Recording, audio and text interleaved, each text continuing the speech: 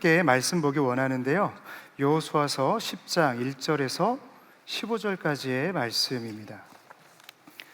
여호수아서 10장 1절에서 15절의 말씀입니다. 한 절씩 교독하도록 하겠습니다.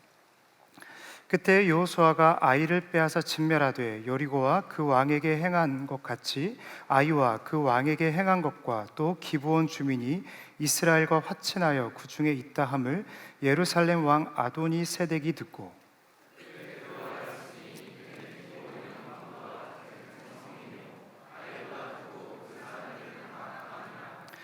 예루살렘 왕 아도니 세덱이 헤브론 왕 호암과 야르뭇 왕 비람과 라기스 왕 야비아와 에글론 왕 디빌에게 보내어 이르되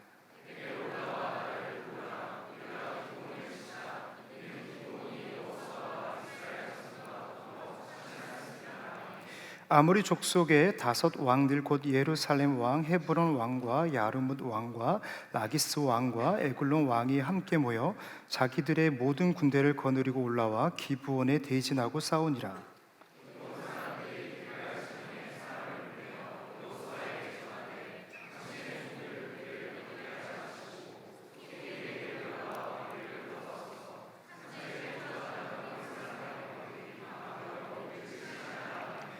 여호수아가 모든 군사와 용사와 더불어 길갈에 올라가니라.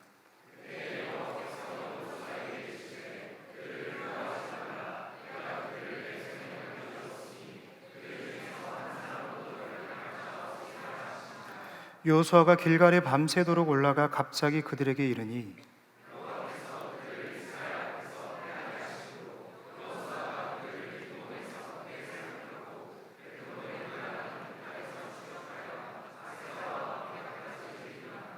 그들이 이스라엘 앞에서 도망하여 베토론의 비탈에서 내려갈 때에 여호와께서 하늘에서 큰 우박덩이를 아세가에 이르기까지 내리심에 그들이 죽었으니 이스라엘 자손의 칼에 죽은 자보다 우박에 죽은 자가 더 많았더라.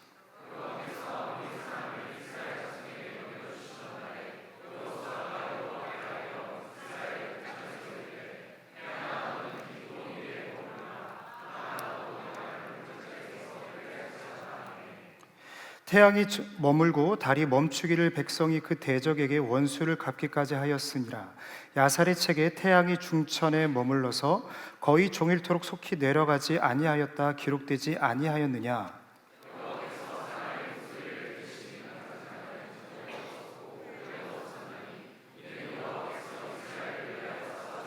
함께요. 여호수아가 온 아멘. 이것은 하나님의 말씀입니다. 오늘 위기가 기회가 되게 하라라는 제목으로 함께 은혜를 나누고자 합니다. 전쟁의 승리는 숫자에 있지 않다라는 말이 있죠. 숫자보다 더 중요한 것은 그 수를 뛰어넘는 아주 탁월한 전략이다라는 말이죠. 베트남에서 영웅으로 불리는 지압 장군이라는 분이 계십니다. 담임 목사님께서도 이전에 인용하신 말씀이긴 한데요. 당시 베트남은 미국, 프랑스 연합군과 싸워야 했는데 모든 면에서 열세였죠. 그래서 지압 장군이 펼쳤던 전략이 무엇이었냐면 바로 삼불 전략이었습니다. 적이 원하는 장소, 원하는 시간, 그리고 적이 생각하지 못한 방법으로 그들과 싸우는 것이죠. 결과적으로는 베트남이 승리했을 뿐만 아니라 독립과 통일을 이루는 발판을 이룹니다. 우리나라에도 이러한 일이 동일하게 있는데요. 세계 4대 제독 중 한 명으로 불리는 이순신 장군의 명량해전이죠. 너무나도 잘 아는 내용인데 단 12척의 배를 가지고 130척이 넘는 왜군의 전함과 싸워서 승리한 아주 세계적인 해전이죠. 그 뒤로 전세가 역전이 되면서 일본은 끊임없이 수세로 몰리다가 결국 패배하고 돌아갑니다. 고국의 입장에서 두 역사적 사실이 말하는 공통점은 무엇일까요? 저는 이렇게 말하고 싶습니다. 기회는 위기에서 비롯된다. 위기가 기회가 될 수 있다라는 것이죠. 오늘 본문이 다루는 전쟁도 마찬가지입니다. 가나안 남부 지역에 속한 5개 이 나라가 동맹을 맺고 전쟁을 선포하는데 전쟁을 일으킨 거죠. 전시 상황이었습니다.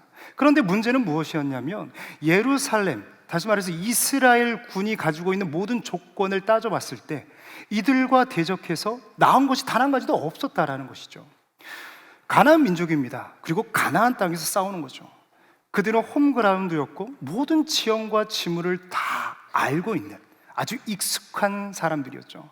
뿐만 아니라 수적으로도 이스라엘군은 열세였습니다. 그렇지 않더라도 해결되지 않는 문제 한 가지가 있었는데, 여러분, 싸움하면 기세가 중요하다라고 말을 하잖아요. 싸움은 기세다라는 말이 있습니다. 그런데 시작도 하기 전에 이스라엘군의 사기는요, 똑깍하고 꺾여버렸어요. 이 모든 전쟁의 서막이 여호수아 한 사람의 실수에서 비롯되었기 때문입니다. 하루는 행색이 아주 초라한 무리가 여호수아를 찾아오는데요, 그들은 자신들을 먼 나라에서 찾아온 나그네라 이야기를 합니다. 그러면서 여호수아 앞에 바짝 엎드리면서 이야기를 하는 거죠. 우리를 좀 보호해 주십시오. 여호수아는 그들의 행색과 헐벗음을 보고 조약을 맺습니다. 그런데 문제는 뭐야? 알고 보니까 이들은 이스라엘 바로 코아래 있었던 가나안 족속 중에 하나인 기브온 주민이었다라는 것이죠. 그런데 문제는 뭐예요? 이미 체결한 이유예요. 하나님의 이름으로 조약을 체결한 이유였다라는 겁니다. 이 소식을 들은 가나안 다른 민족들이 화가 납니다. 배신을 때렸으니까요. 그래서 전쟁을 일으키는데, 이 전쟁 소식을 들은 이 기브온 주민들이 다급하게 조약을 맺은 이스라엘에게 도움을 청한 겁니다. 여러분, 여호수아 입장에서는 어땠을까요? 난처할 수밖에 없죠. 왜요? 그도 알아요. 이날의 위기는 자신이 성급한 결정에서 비롯되었다라는 것을 스스로가 인지하고 있었기 때문이죠. 그렇다고 해서 하나님의 이름으로 한 조약을 깬다면 어떻게 될까요? 하나님의 영광이 가리우겠죠. 그러니까 여호수아는요, 이러지도 못하고 저러지도 못하는 이 진퇴양난 속에 이 여호수아가 만나는 위기, 그 위기 상황을 마주하고 있는 겁니다. 아마 여러분들도 살아오면서 저마다 크고 작은 위기들을 겪곤 했을 텐데요, 아마 심장이 덜컥 내려앉는 순간이었을 것 같아요. 한 번은 제가 담임 목사님 외부 수행을 함께 가는 자리였는데요, 보통 목사님께서는 본인의 어떠한 짐들은 본인이 다 챙기세요. 저는 그냥 따라만 가는데, 그날따라 강의 자료와 아이패드를 저한테 맡기신 거예요. 그래서 저는 당연히 챙겼죠. 그리고 교회를 나섰습니다. 한 20분 정도 지났을까요? 뒤에서 목사님께서 아이패드 좀 달라고 하시는 거예요. 그래서 제가 꺼내서 드렸죠. 그런데 목사님께서 저한테 다시 물으십니다. 임 목사님, 제 아이패드가 맞나요? 그러면서 저한테 다시 건네시는데, 제가 화면을 딱 열었는데 너무나도 활짝 웃고 있는 제 얼굴이 있었어요. 남일이라고 웃으시네요. 와, 그렇게 웃고 있는 제 죽방을 날리고 싶었던 적이,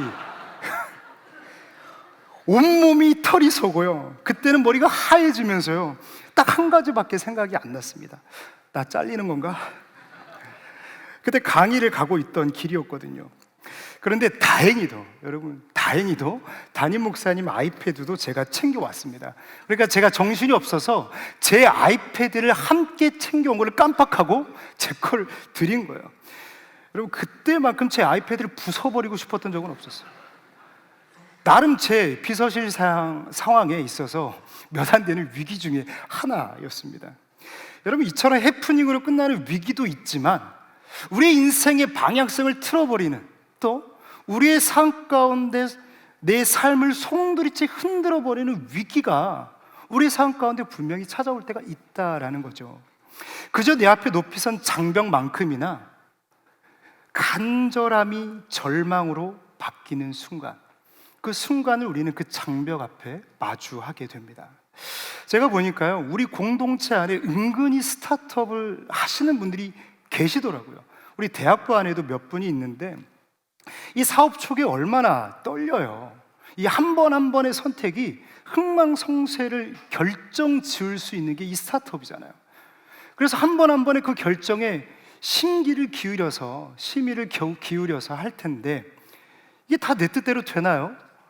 최선이라 선택했던 것들이 공술의 공숙으로 돌아올 때도 있는 거고, 또 더 나은 조건, 더 나은 삶을 위해서 이직을 결정을 했는데, 이 늑대를 피했더니 호랑이가 기다리고 있는 거죠. 또 어떤 지체는요, 보험처럼 드러났던 대학에서 생각지도 못한 불합격 통지서를 받기도 합니다.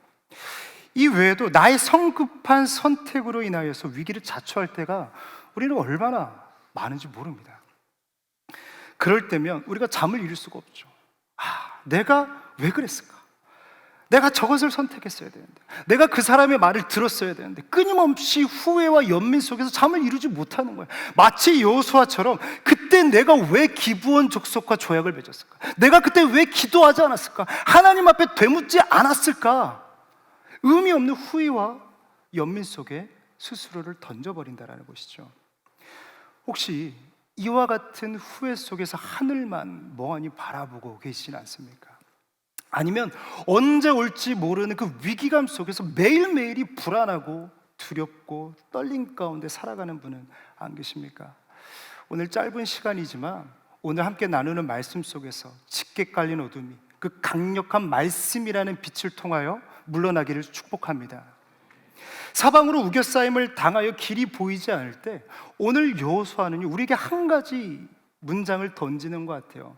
땅을 보지 말고 하늘을 바라보십시오. 형편이 아니라 하나님을 바라보라는 것이죠. 세상은요, 색안경을 끼면 안 된다라고 이야기를 합니다. 편견을 가지면 안 된다는 것이죠. 물론 그렇습니다.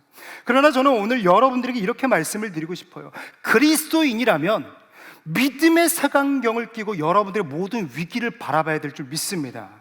여러분, 그것이 바로 영적 세계관이기 때문이죠.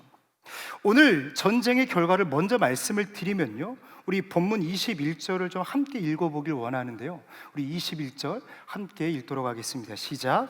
모든 백성이 평안히 막게다 진영으로 돌아와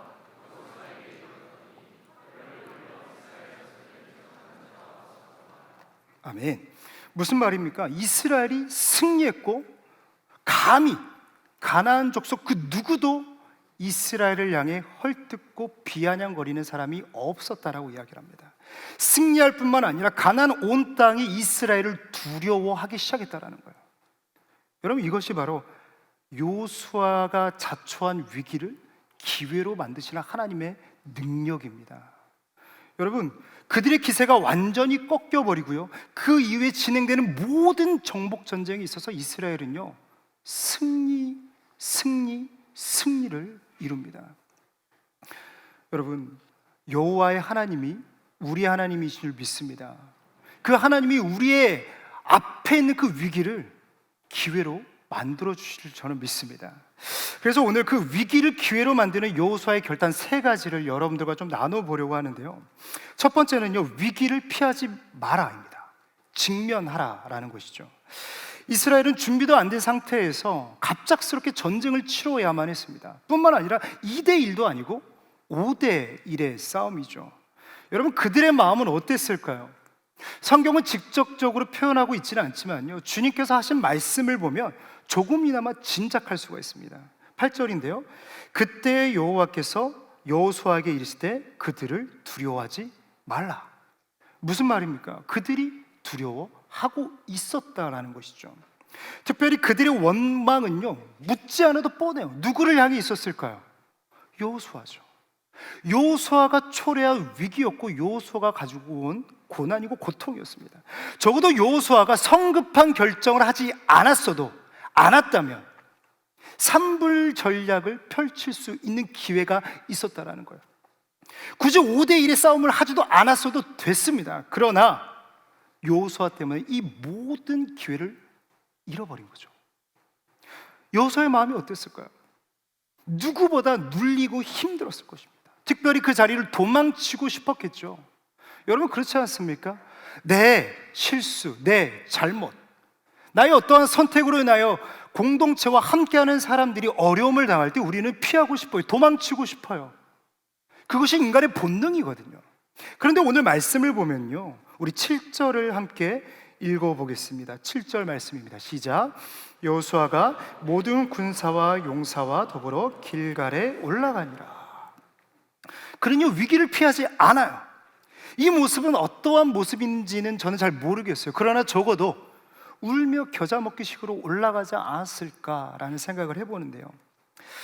제게도 대학부 사역을 돌아봤을 때 위기라면 위기였던 사역이 한 번 있었습니다. 비전 집회였는데요. 시당초 11월에, 그것도 11월 중순에 운동회를 한다라고 하는 것은요, 무모한 도전이었습니다. 특별히 여러분들도 다 수능을 쳐서 알겠지만 수능 날은 유독 추워요. 그 주는 이상하게 추워요. 그런데 추위도 추위였지만 그때 열흘 전부터인가요? 비가 온다라는 예보가 계속 왔다 갔다 하는 거예요. 구름 꼈다 비 왔다가 화창했다 구름 꼈다. 와, 정말 미치겠더라고요. 눈만 뜨면 제가 일기예보를 몇 개를 받는지 모릅니다. 여러분, 기상청이 제일 안 맞았어요. 그런데 하필 구주의 오부 찬양대에서 비 준비하신 일 불렀어요. 그리고 또 하필 저녁 예배 찬양대가 오부 찬양대였어요.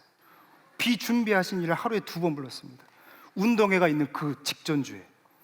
여러분, 청대 연합 행사였기 때문에 비가 오는 날에는요, 어떻게 됐을까요? 황대선 목사님의 설교 예와 1순위는 뻔했어요. 여러분 기억하시나요? 김준환 목사님은 작년에 이 자리에 계시지 않았지만 늘 우리와 함께 했어요. 특별히 학예 수련회 앞두고. 네. 제 2025년 대학부 사역을 바라봤을 때 위기를 당할 수 있는 상황이었죠. 또 우리 황 목사님께서요, 청년부가 이렇게 열심히 한다면서 그 응원 영상을 저한테 계속 보내주셨어요. 그 고려대 출신 응원 단장 우리 형제 있잖아요. 뭐 앞에서 열심히 청년부 와 청년 파이어 할 때마다 제 속은 정말 타들어가는 거예요. 미치겠더라고요.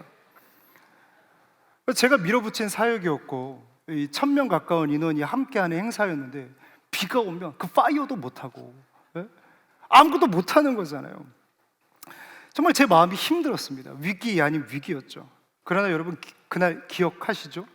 날씨가 너무 좋았습니다. 근데 참 은혜가 됐던 게 뭐냐면 그날 오전 점심까지만 해도요 날씨가 정말 화창했습니다. 비가 올 날씨가 아니었어요. 정말 저는 비가 안 오는 줄 알았어요. 그런데 저희가 단체 사진을 찍고 난 이후에 정말 거짓말처럼 하늘에서 빗방울이 떨어지는 거예요. 하나님께서는 우리와 함께 하십니다. 하나님께서는요 그 기도를 들으시고 교회처럼 우리의 삶 가운데 함께 하시더라고요. 제가 그 사건을 바라보면서 또 경험하면서 참 위기라 생각했던 길에서 하나님의 은혜를 경험하는 제 목회에 잊을 수 없는 기회가 되었습니다. 사랑하는 여러분, 제가 드리고 싶은 말씀은 이겁니다. 하나님의 뜻은요 인간의 실수 따위에 결코 무너지지 않습니다. 여러분 아멘이세요? 정말 그렇습니다. 위기가 왔을 때 후회와 연민은요 도움이 되지 않아요. 깨지고 부서지고 가시밭길을 가더라도 피하지 않고 문제를 향해 돌파해야 합니다. 울며 겨자를 먹을지라도 한 걸음 한 걸음 나아가야 되고 성경에서 말하는 것처럼 눈물로 씨를 뿌릴지라도 우리는 그 믿음의 걸음을 걸어가야 된다는 것이죠. 그 이유가 무엇입니까? 결과는 하나님이 만드시기 때문인 줄 저는 믿습니다. 특별히 제가 위기를 직면하라라고 하는 것은요 단순히 위기 자체를 관망하라, 봐라, 그 봐라가 아닙니다. 그 너머에 계시는 하나님의 섭리를 신뢰하라는 것이죠. 우리가 3월 특별새벽 집회를 계속 이어오면서 아마 여러분들의 마음 가운데 각인된 키워드들이 있을 겁니다. 저도 여러 가지 키워드가 있지만 그 중에 하나가 섭리였어요. 섭리. 그 말씀 엽서 뒷면에 보면 이 섭리가 어떻게 정의가 되어 있냐면 이렇게 써져 있습니다. 내가 고통 가운데 있을지라도 하나님의 지혜롭고 선하신 뜻이 이루어지는 과정 속에 있음을 믿는 것이다. 무슨 말입니까? 내가 고통 가운데 있을지라도 하나님의 지혜롭고 선하신 뜻이 이루어지는 과정 속에 있음을 믿는 것이 섭리라는 거예요. 다시 말씀드립니다. 우리가 위기가 찾아오고 고난이 찾아오고 벼랑 끝에 섰음에도 불구하고 그 벼랑 끝을 향해 길 없는 곳을 걸어갈 수 있는 이유는 무엇입니까? 그 고난 중에 지혜롭고 선하신 하나님의 뜻이 이루어지고 있음을 믿기 때문인 줄 저는 믿습니다. 우리는 위기의 끝을 몰라요. 아무도 몰라요. 저도 몰라요. 그러나 오직 하나님은 아십니다. 하나님은요, 길을 찾으시는 분이 아니시고 웨이메이커세요. 길을 만드시는 분이십니다. 광야의 길을 만드시는 하나님이십니다. 그 섭리를 주장하시는 분은 우리를 버리지 않고 함께 하신다는 것이죠. 그렇기 때문에 말씀드립니다. 하나님으로부터 멀어지게 하는 모든 것으로부터 저항하십시오. 내 눈에 앞에 놓인 상황, 들려오는 소리, 내 안에 올라오는 그런 모든 감정들을 저항하십시오. 왜요? 일의 결과는 누구도 모르기 때문입니다. 주님이 끝났다라고 말씀하기 전까지는 그 위기가, 그 고난이 결국 끝난 것이 아니기 때문이죠. 하나님의 섭리는 반드시 합력하여 선을 이루시는 줄 저는 믿습니다. 반대로 그렇기 때문에요, 우리는 신앙을 지키기 위해서 뻔히 보이는 위기를 자초해야 할 때도 있음을 기억하십시오. 예수님이 그러셨습니다. 당시 예수님은요, 소위 말하면 트러블 메이커였어요.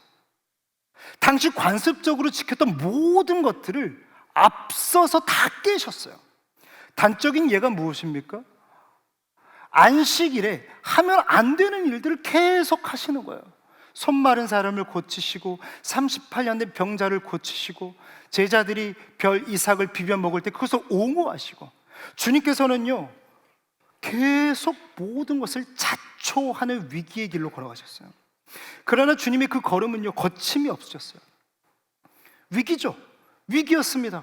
그러나 주님의 걸음은요 후퇴 없이 후회 없이 남김없이 거침없이 그 걸음을 그 위기 가운데 걸어가셨다는 것입니다.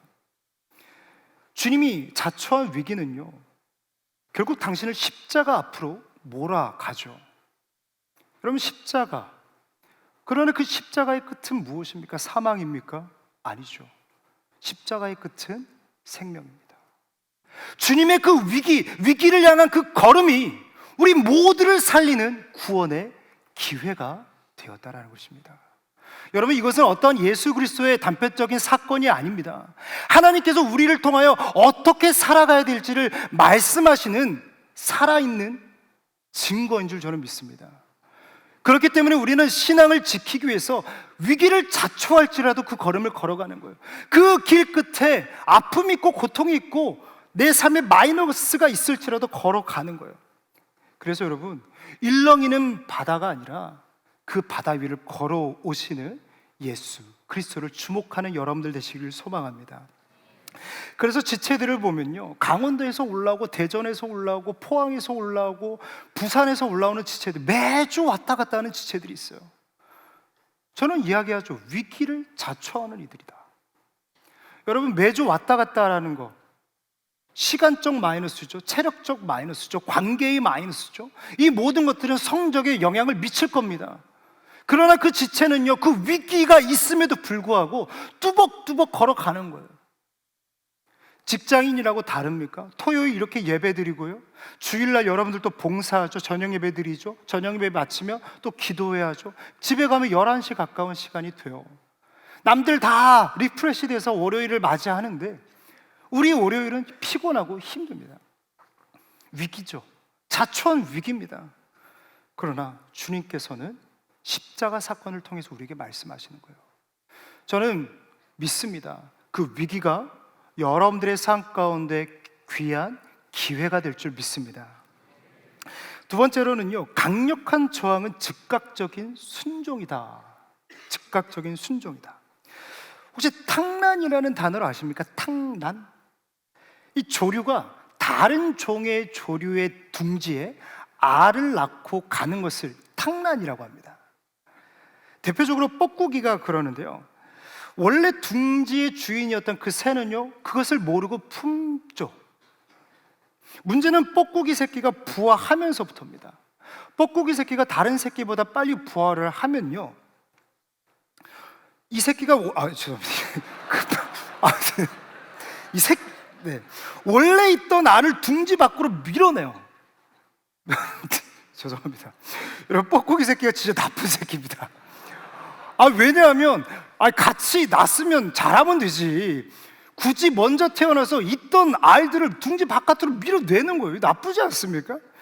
근데 그것도 모르고 원래 주인인 새는요, 계속 그 뽁뽁이 나쁜 새끼한테 계속 먹이를 주는 거예요. 그리고 한 달여 동안 잘 받아먹고 이 뽁뽁이 새끼는 토끼는 거예요. 여러분, 참 제가 이 예화를 보면서, 야, 뽁뽁뽁, 여러분 그 전래 동요 아세요? 야, 그 노래가 참 이 동심을 깬다라는 생각을 했습니다. 여러분, 탕란이라는 것, 우리가 봐도 참 파렴치한 것처럼 보여지는데, 이 마귀가요, 이 탕란처럼 우리의 삶 가운데 똑같이 한다라는 것을 기억하셨으면 좋겠어요. 우리 안에 의심과 걱정과 두려움과 불안들을, 이 온갖 더러운 알들을 우리 삶 가운데 막 심겨 놓습니다. 여기저기 다 심겨 놓는 거예요. 이러한 생각들이 위기를 만나면요, 알을 깨고 나오는 거예요. 알을 깨고 나온 두려움, 불안, 슬픔, 의심, 걱정들이요, 믿음, 소망, 사랑, 성령의 9가지 열매 밀어내기 시작하는 거예요. 내가 가장 중요하다라고 생각했던 그 복음의 열매들을 이 마귀가 뿌려놨던 나쁜 것들이 내 삶의 둥지 바깥으로 밀어내기 시작하는 것이죠. 여러분, 내 안에 성령의 열매를 지키는 가장 강력한 방법은 무엇일까요? 여러분, 가장 강력한 저항은 무엇일까요? 저는 즉각적인 순종이라 말씀을 드립니다. 우리 8절 말씀을 좀 같이 읽어볼까요? 우리 8절 말씀 함께 읽도록 하겠습니다. 시작. 그때 여호와께서 여호수아에게 이르시되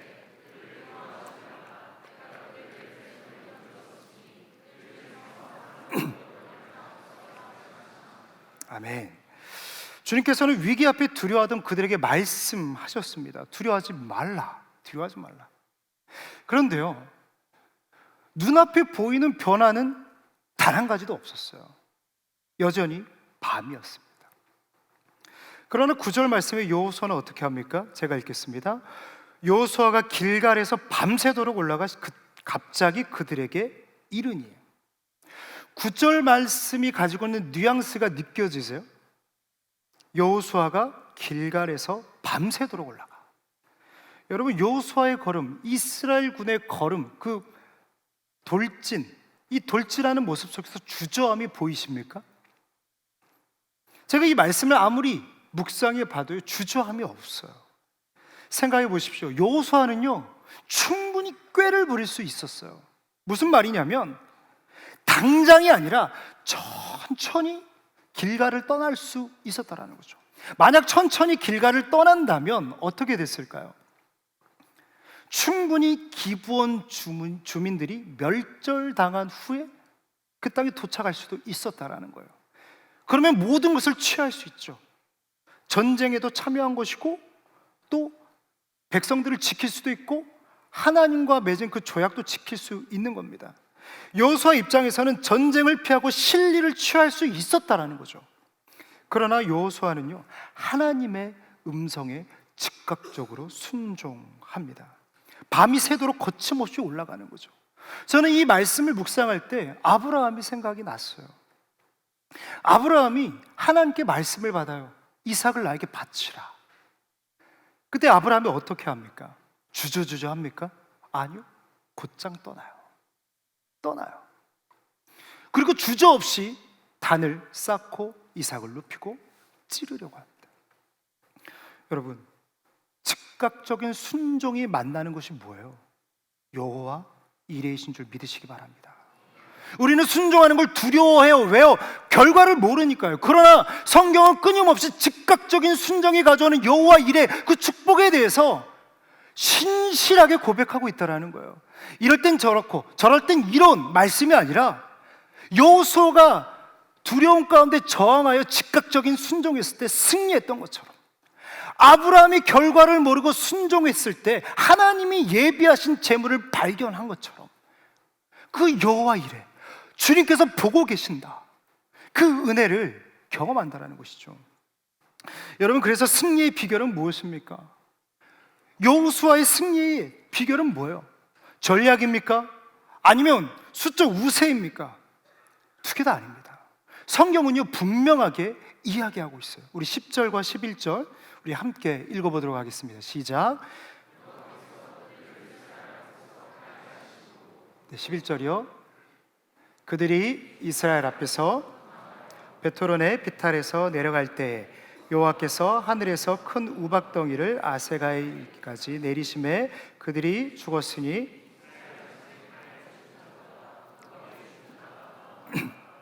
아멘.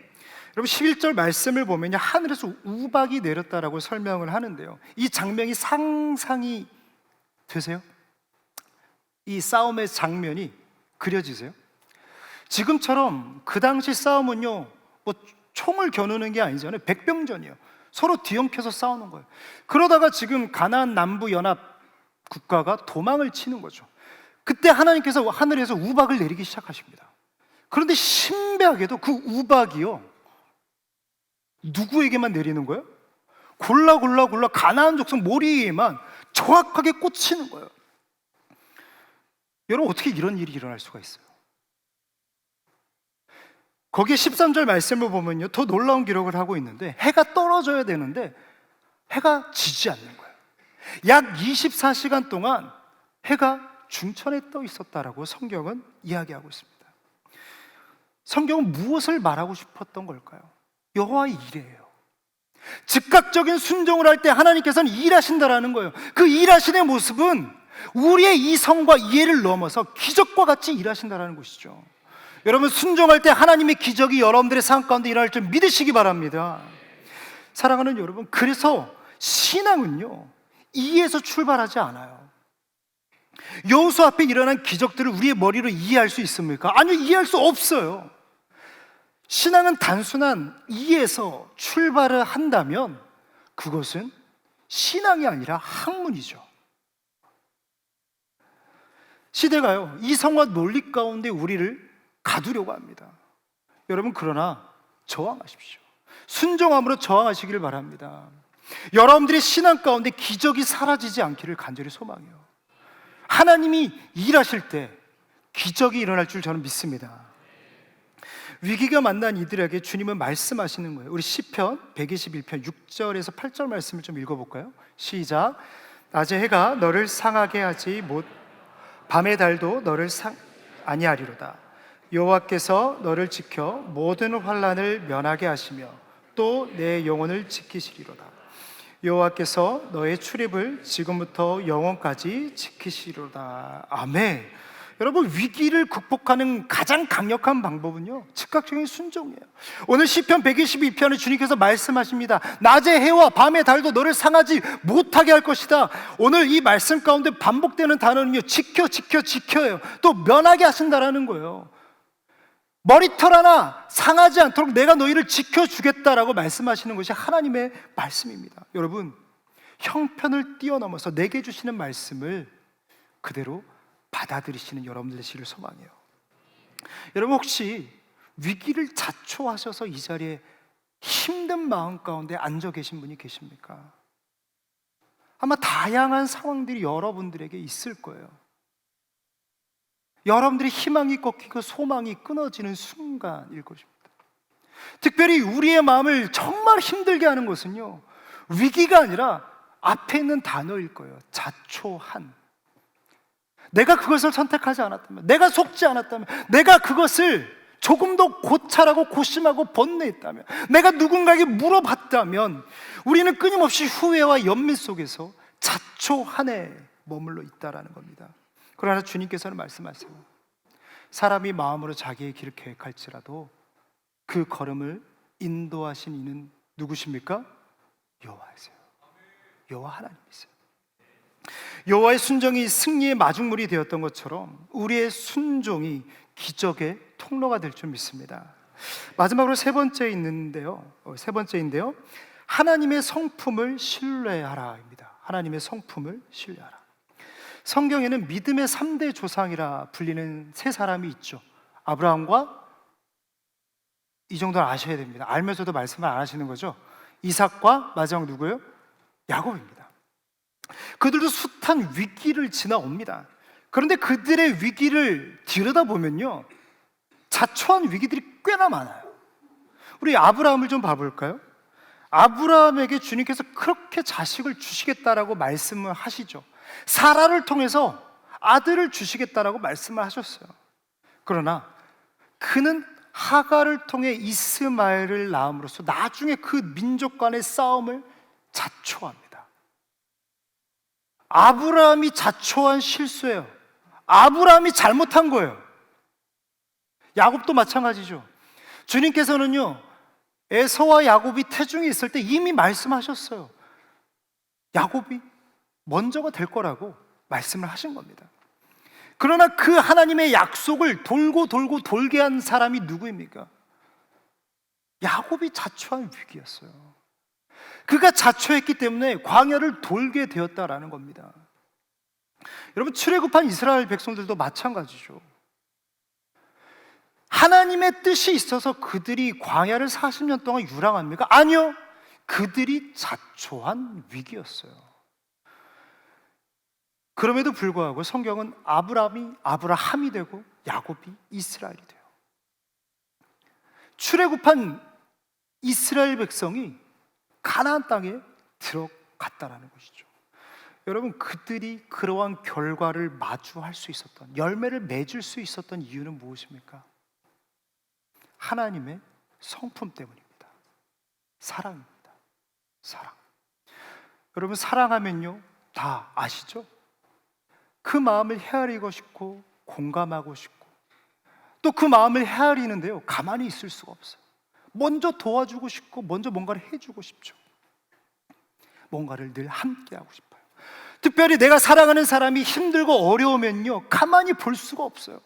작은 것이라도 도와주려고 하는 것이 우리 안에 있는 사랑, 그 사랑의 감정 아닙니까? 그런데 성경은 이야기하는 거예요. 하나님은 무엇이라? 사랑이시라. 여러분, 사랑이신 하나님께서는요, 자기 백성의 신음소리에 귀를 기울이세요. 주님은 당신의 자녀들이 위기에 빠졌을 때 도우시는 분이십니다. 오늘 14절 말씀이 이야기를 하는 거죠. 14절 말씀인데요, 제가 읽겠습니다. 여호와께서 사람의 목소리를 들으신 이 같은 날은 전에도 없었고 후에도 없나니 이는 여호와께서 이스라엘을 위하여 싸우셨음이니라. 우리는 이 말씀을 볼 때 뒤에 무게를 실습니다. 여호와께서 이스라엘을 위하여 싸우셨습니다. 맞죠? 그러나 저는 오늘 말씀을 앞에 무게중심을 두고 좀 묵상을 해보려고 합니다. 여호와께서요, 사람의 목소리를 들으신대요. 여러분들의 그 위기 가운데 작은 신음소리를 들으십니다. 사랑이신 주님은요, 위기 가운데 어쩔 줄 몰라. 그것이 내가 자초한 위기라서, 내가 믿음 가운데 선택했으면 넘어지지 않을 일이었고 자초되지 않을 일이었는데, 내가 말씀대로 하지 않아서 위기를 불러온 그 상황, 그때 우리가 내뱉는 그 작은 신음소리를 주님은 들으신다라는 거예요. 여러분, 우리가 늘 찬양하잖아요. 어두움에 밝은 빛을 비춰주시고 너의 작은 신음에도 응답하시니 너는 어느 곳에 있든지 주를 향하고 주만 바라볼지라. 여러분, 주님이 말씀하시는 거예요. 너의 작은 신음소리에도 응답하신다. 여러분, 우리는 하나님 앞에 잘해야 된다는 강박관념을 가지고 있어요. 잘하면 너무 좋죠. 근데 여러분, 우리가 100번이면 100번 다 잘할 수 있나요? 여러분, 그러면 하나님이 필요가 없죠. 우리는 연약하고 부족한 존재입니다. 언제든지 넘어질 수 있고 쓰러질 수 있고 자초한 위기 가운데 수렁텅이에 빠질 수 있다는 거예요. 그러나 주님은 그 수렁텅이에 빠진 우리, 자초된 그 삶 가운데 허덕이는 우리의 신음소리를요, 외면하지 않으신다는 거예요. 그렇습니다. 이 전쟁에서 열렬히 싸우시는 하나님의 모습을 보면요, 매우 인상적이고 감동적이죠. 어떻게 말하면 이 전쟁은요, 여호수아와 지도자들이 하나님께 묻지 않았기 때문에 일어난 일입니다. 자초한 위기죠. 그렇다면 하나님께서는요, 이 전쟁에서 참여하지 않으시고 여호수아 너 알아서 해라, 너의 잘못이잖아, 난 너의 버릇을 고쳐넣길 원해 해도 그 누구도 비난할 자는 없습니다. 그런데 종의 실수로 빚어진 일의 뒷감당을 위해 주님은 앞서 싸우세요. 앞서 일하십니다. 본의 아니게 범한 실수에 대해 너무 염려하지 마, 두려워하지 마, 담대해. 내가 너와 함께 하잖아. 내가 너의 신음소리를 듣고 있어. 괜찮아, 괜찮아, 괜찮아. 이렇게 주님은 여호수아에게 말씀하시는 것 같습니다. 말씀을 마칩니다. 여러분, 이러한 은혜를 가장 많이 경험한 사람은 누구일까 저는 생각을 해봅니다. 저는 가장 먼저 생각난 사람이요, 다윗이었어요. 다윗. 시편 8편 4절인데요, 사람이 무엇이기에 주께서 그를 생각하시며 인자가 무엇이기에 주께서 그를 돌보시나이까. 여러분, 조금 좀 거칠게 표현해 볼까요? 도대체 사람이 뭐라고 당신은 그렇게 생각해 주십니까? 도대체 내가 뭐라고, 나는 늘 실수하고 넘어지고 위기를 자초하는데 이런 나를 돌아봐 주십니까? 다윗은 이야기하는 거예요. 성경은요, 다윗에 대해서 잘 이야기하고 있지만 어쩌면 성경 속에 기록되지 않은 다윗의 부족한 모습들도 많지 않았을까, 이 말씀을 통해 저는 상상해 봅니다. 그런데 하나님이요, 다윗이 위기를 자초해도요 다 신음소리를 들으시고 그 실수한, 본의 아니게 범한 실수에 대해서 너무 염려하지 마, 걱정하지 마, 담대해, 오늘을 살아가자 라고 말씀하시는 그 주님의 음성이 다윗의 마음 한켠에 끊어지지 않고 울려 퍼지는 거죠. 오늘 말씀을 마칩니다. 오늘 위기에 대해서 함께 여러분들과 계속 일관되게 말씀을 나누고 있는데요, 말씀을 마칠 때 저에게 이러한 질문이 생겼습니다. 진짜 위기는 뭘까? 진짜 위기는 뭘까? 제가 한 번에 영상을 보게 되었는데 서울대학교 물리학과 교수님이 한 목사님과 이런저런 이야기를 하는 거예요. 그러면서 목사님께 이렇게 질문합니다. 차가움을 아세요? 그러면서 하는 말이, 원래는 차가움은 없대요. 차가움이란 실체는 없다라는 거죠. 그럼 뭐가 있느냐? 열의 부재만이 있다라는 거예요. 열의 부재. 이게 무슨 말이냐면, 물리학에서 차가움의 정의는 열의 부재, 열이 없으면 그것이 차가움으로 나타난다라는 거예요. 결과의 값인 거죠. 여러분, 어두움도 마찬가지입니다. 어두움은 실체가 없어요. 빛의 부재가 어둠으로 나타나는 거죠. 여러분, 그렇다면 여러분들에게 다시 질문드립니다. 우리의 삶 가운데 진짜 위기는 무엇입니까? 여러분들이 여러분들의 삶 가운데 정의 내리는 그 위기의 기준은 무엇이냐라는 거예요. 저는 여러분들에게 말씀드립니다. 하나님의 부재입니다. 여러분들의 삶 가운데, 우리의 삶 가운데 하나님의 계시지 않는 것, 하나님을 바라보지 않는 것이 위기라는 겁니다. 그렇기 때문에 사랑하는 여러분, 하나님이 여러분들과 함께하고 계시다면 그것은 위기가 아닙니다. 새로운 길을 발견하는 기회가 될 것이고요, 그 위기는 우리를 더욱더 단단하게 만들 것입니다. 보십시오, 하나님은요, 위기를 통해 모세라는 사람을 세워 가셨습니다. 골리앗 앞에 다윗을 세우시면서 온 천하가 다윗이 어떠한 사람인지를 알게 하셨습니다. 사랑하는 여러분, 그 위기는 여러분들을 세워갈 것이고 다져갈 것이고 여러분들의 삶을 더욱더 하나님을 닮은 인생으로 이끌어 갈 것입니다. 그래서 여러분, 중요한 것은요, 내가 무엇을 의지하고 있느냐입니다. 무엇을 의지하고 있느냐. 제가 다윗 말씀을 늘 묵상할 때 잊지 않는 표현 중에 하나가 무엇이냐면요, 다윗은요 늘 전쟁을 마치면 말에 힘줄을 끊었어요. 근데 여호수아도 똑같이 그렇게 했더라고요. 그 당시 말은 뭐예요? 지금으로 따지면 전차입니다. 최신식 무기 중에 하나예요. 근데 말의 힘줄을 끊어요. 왜? 그것을 의지할까 봐.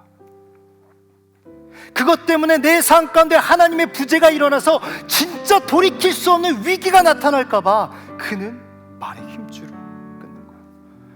여러분들의 힘줄은 무엇입니까? 여러분들이 붙잡고 있는 말의 힘줄은 무엇입니까? 오늘 이 시간을 통하여 끊으시고 성령님을 의지하는 여러분들 되시기를 축복합니다. 이 시대의 다윗이 되십시오. 이 시대의 여호수아가 되십시오. 실패와 절망만이 가득했던 그 골짜기 앞에 서서 골리앗을 향해 선포했던 그 다윗처럼 여러분들의 삶을 향하여 선포하십시오. 하나님이 싸우실 것입니다. 위기가 기회가 되어 하나님과 늘 동행하는 여러분들 될 줄 믿습니다. 우리 시간 함께 찬양하기 원합니다. 주만 바라볼지라 함께 찬양합니다. 하나님의 사랑을 사모하는 자, 하나님의 평안을 바라보는 자, 너의 모든 것 창조하신 우리 주님이 너를 얼마나 사랑하시는지 하나님께 찬양과 경배, 하나님의 선하심을 닮아가는 자, 닮아가 너의 모든 것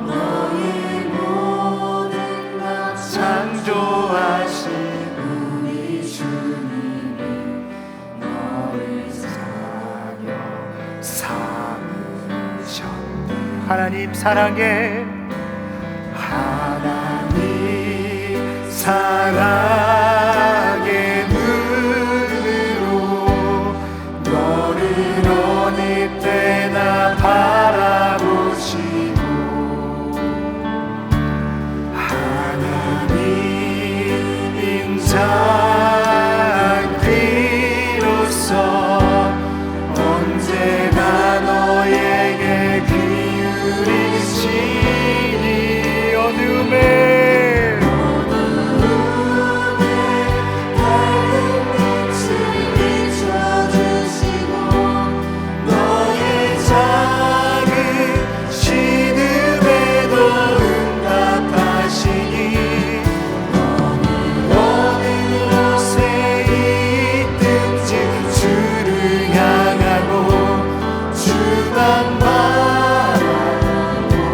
목소리 높여서 찬양하겠습니다. 하나님의 사랑을 사모하는 자, 하나님의 사랑을 사모하는 자, 하나님의 평안을 바라보는 자, 너의 모든 것 창조하신 우리 주님이 너를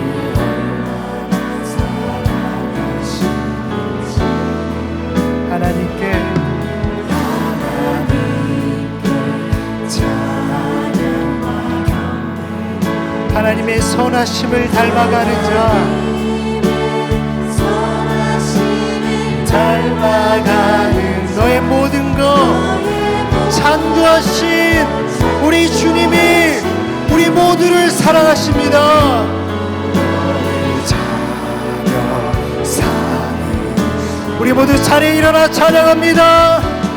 하나님 사랑의 눈으로 너를 어느 때나 바라보시고 하나님 인자한 귀로서 언제나 너에게 귀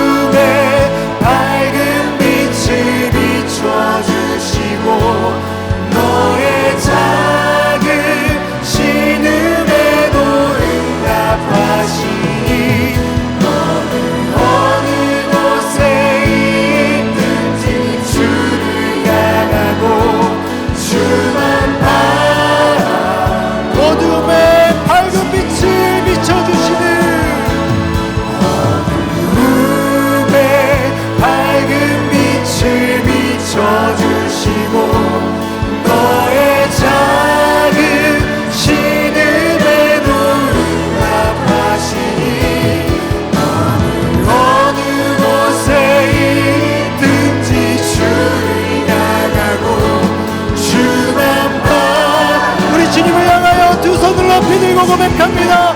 어둠의 밝은 빛이 하나님, 자초한 위기 가운데 살아가는 나의 삶 가운데 하나님, 나의 신음소리를 들어주시고 이 시간에 내 마음을 위로하여 주사 하나님, 내 마음을, 무너진 나의 마음을 세워 주시옵소서. 우리 한 번 더 우리의 삶을 향하여 간절히 고백합니다. 어둠의 밝은 빛을 비춰주시고 너의 작은 신음에도 응답하시니 어느 곳에 있든지 주를 향하고 주만 바라보지라.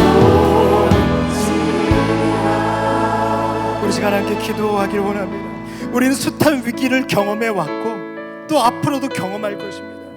그러나 우리는 이겨놓은 싸움을 싸우는 자인 줄 믿습니다. 주님은 말씀하시는 거예요. 여호와께서 사람의 목소리를 들으시느니라. 이는 여호와께서 이스라엘을 위하여 싸우셨음이니라. 여러분, 특별히 여기서 싸우셨다라고 하는 것은요, 현재 진행형이에요. 과거만 싸우신 것이 아니라 이후로도 계속해서 살아나는 이를 위하여 싸우고 계시는 분이 내가 믿는 여호와 하나님이시라는 것이죠. 하나님이 여러분들을 위하여 싸우고 계십니다. 하나님은 쉬지도 절기도 주무시지도 않으시고 여러분들 가장 앞서서 싸우시는 분인 줄 믿으시기 바랍니다.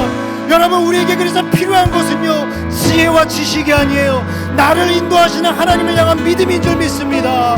이 시간에 구할 때 하나님, 나에게 믿음을 더하여 주시옵소서. 말의 힘줄을 끊습니다. 성령으로 나를 충만하게 하여 주시옵소서. 주시옵소서. 나에게 빛을 더하여 주시옵소서. 우리 주님 세 번 부르짖고 기도합니다. 주여, 주여,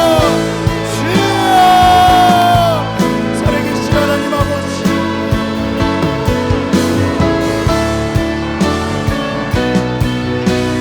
우리는 숱한 위기를 자초하며 살아옵니다. 하나님, 지금 이 자리에 눈물을 흘려 하나님 앞에 위기 가운데 어쩔 줄 몰라 허덕이는 영혼들이 있습니다. 관계의 깨어짐 속에서 끊임없이 끊이고 자기 연민 속에서 자신을 자책하고 자신을 찌르고 또 찌르는 영혼들이 있습니다. 하나님, 눈을 들어 하늘을 바라보게 하여 주시옵소서. 어두운 가운데 빛이 되어주시고 나의 작은 시집소리에도 응답하시는 하나님 앞에 나아가게 하여 주시옵소서. 자신을 향한 찌름을 그만 멈추게 하여 주시옵소서. 나를 붙들어주시고 나를 지켜주시고 나와 함께 하시는 하나님을 향하여 믿음으로 나아가게 하여 주시옵소서. 하나님, 놀라운 주님의 은혜가 그들과 함께 할 줄 믿습니다. 그들과 함께 할 줄 믿습니다. 하나님, 그들이 말의 흡수를 끊고 하나님 앞에 나아갑니다. 내가 믿고 내가 의지하고 내가 사랑했던 것들을 이 시간에 모두 내려놓습니다. 이 시간에 모두 내려놓습니다. 하나님, 성령으로 충만하게 하여 주시옵소서. 성령으로 충만하게 하여 주시옵소서. 성령으로 충만하게 하여 주시옵소서. 이전에도 싸우셨고 오늘도 싸우시며 내일도 싸우실 그 하나님, 이겨놓은 싸움을 싸우는 우리가 되게 하여 주시옵소서. 우리 함께 고백합니다. 싸움 승리하게 하시는 여호와 이의 놀라운 주님, 밤하늘 별과 같은 축복의 약속 받으시는 이겨놓은 싸움을 싸우고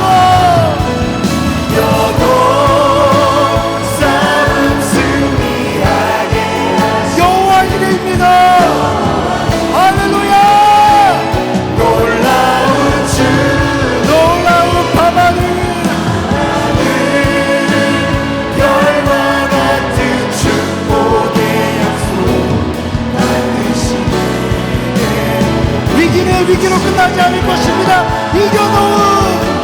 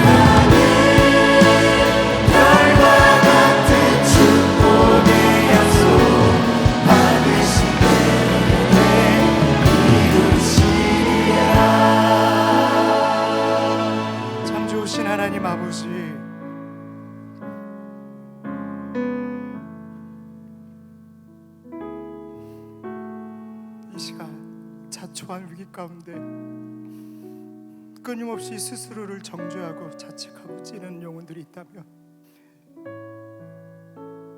이겨놓은 싸움을 승리케 하시는 그 여호와 일에 하나님을 믿고 나아가게 하여 주시옵소서.